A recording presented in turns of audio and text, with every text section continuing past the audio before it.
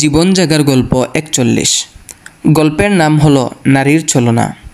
এক লোক ঘর সংসারের প্রতি বিরক্ত হয়ে গেল। নারী জাতির নানা ছলনার শিকার হয়ে তাদের প্রতি তীব্র ঘৃণা জানাতে লাগলো। ঘর বাড়ি ছেড়ে অজানা জায়গার উদ্দেশ্যে পা বাড়ালো। যেতে যেতে গ্রামের শেষ প্রান্তরে একটি কুয়ার কাছে গিয়ে দাঁড়ালো। তৃষ্ণায় বুক ফেটে যাচ্ছে। কুয়ায় বালতি ফেলে এক মহিলা পানি তুলছিল। মহিলাটিকে দেখে সে কৌতূহলী হয়ে উঠল। গুটি গুটি পায়ে কাছে গিয়ে তার কাছে পানি চাইল। পানি পানের ফাঁকে ফাঁকে মহিলাটিকে বলতে লাগলো, আচ্ছা, নারীদের কৌশল আর চলনা বিষয়টা কেমন, আর তা থেকে বাঁচার উপায় কি তুমি বলতে পারো? মহিলাটি বলল, সত্যি সত্যি তুমি তা জানতে চাও? লোকটি বলল, হ্যাঁ।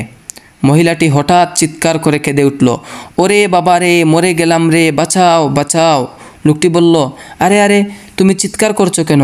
মহিলাটি বলল, যাতে গ্রামের লোকেরা এসে তোমাকে হত্যা করতে পারে। লোকটি বলল, সে কি, কেন? আমি তো তোমাকে কষ্ট দেওয়ার জন্য এখানে আসিনি।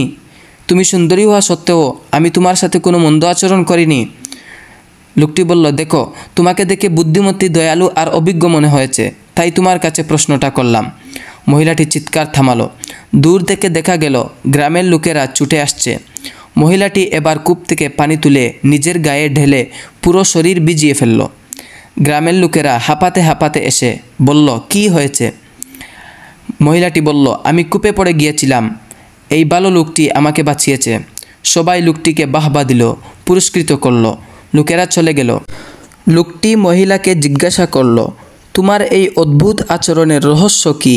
মহিলাটি বলল, মহিলারা এমনই হয়, তাদেরকে যদি তুমি কষ্ট দাও তাহলে তোমাকে মেরে ফেলতে তারা দ্বিধাবোধ করবে না, আর যদি তুমি তাদেরকে খুশি রাখো তাহলে তোমাকে সুখী রাখতে তারা চেষ্টার কোনো ত্রুটি করবে না।